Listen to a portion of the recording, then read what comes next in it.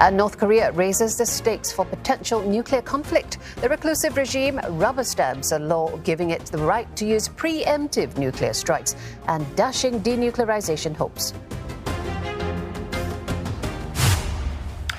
Remco Breuker, Professor of Korean Studies at the Leiden University, joins us live now for more on this development in North Korea. Professor, welcome. First off, the significance of this new law.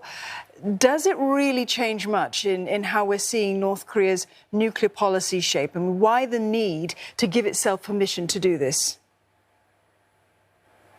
No, I don't think this new law will change very much, to be honest, in North Korea's nuclear policy.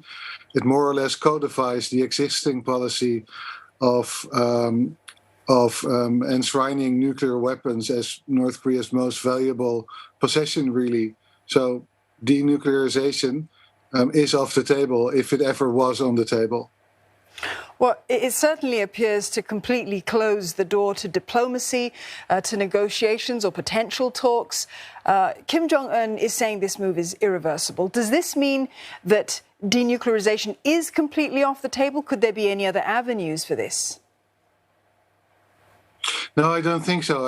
I think denuclearization is completely off the table.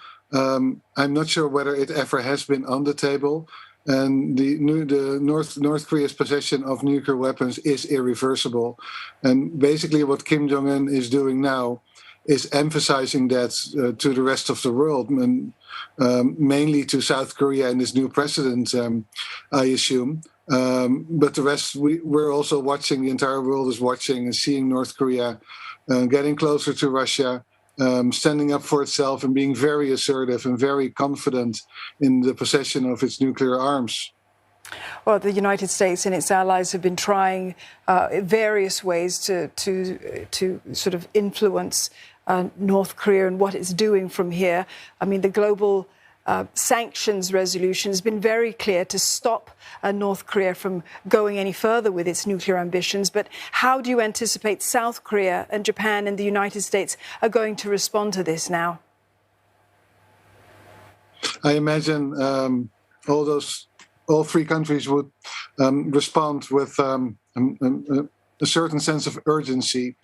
Not so much because North Korea's nuclear policy has changed, because it hasn't, but because North Korea is signaling very clearly that preemptive strikes are an option now. Well, whether North Korea will actually choose to launch a preemptive strike, I'm very skeptical about that. But the fact that it announces that it's now a legal possibility for North Korea should worry the governments in Seoul, Tokyo, and Japan. And I imagine that Seoul, the government of the new president there, Yoon Suk-yeol, will withdraw its offer of helping North Korea to become a rich country. I think those were the words that were used. If it would only relinquish its nuclear arms. That deal is off the table completely. So looking at this from an Asian perspective, I mean, sitting here in Singapore, the considerations will be, this is a security threat, but should we be considering it as the global security threat and a development that can't be ignored? I mean, should we be concerned about more weapons tests that might be coming from North Korea in the coming weeks and months ahead? Well, I'm not sure whether this is the security threat at the moment, because quite frankly, there are so many at the moment. But this is one of the most serious threats in Asia at the moment, I think. Not necessarily because North Korea will launch a preemptive strike, but also because even though its new law forbids it, proliferation of this knowledge is certainly possible. And in that sense, I would not be surprised if we see more weapon tests, even perhaps a nuclear test.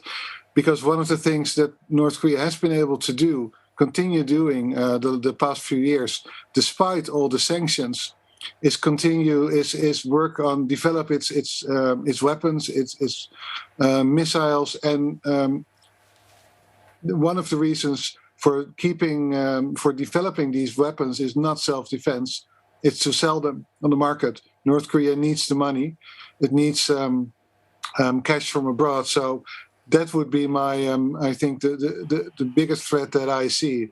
The proliferation of North Korean nuclear and missile technology to other parts of the world. And also, China is ostensibly North Korea's only ally.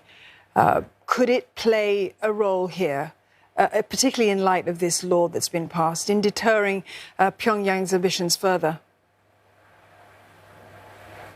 Well, China could play that role, but it hasn't been playing that role. And the only reason I see for not playing that role is not wanting to play that role. The relationship between China and North Korea has been strained in the past, but the last few years it's been much better. And I don't think that they see much of a threat in North Korea now.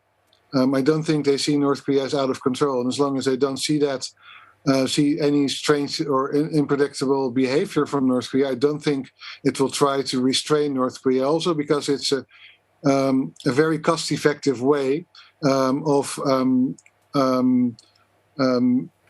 basically threatening by indirectly South Korea, Japan, and the United States. So I don't see China reacting in any way to restrain North Korea's nuclear ambitions at the moment. Mr. Breuker, thank you for your perspective.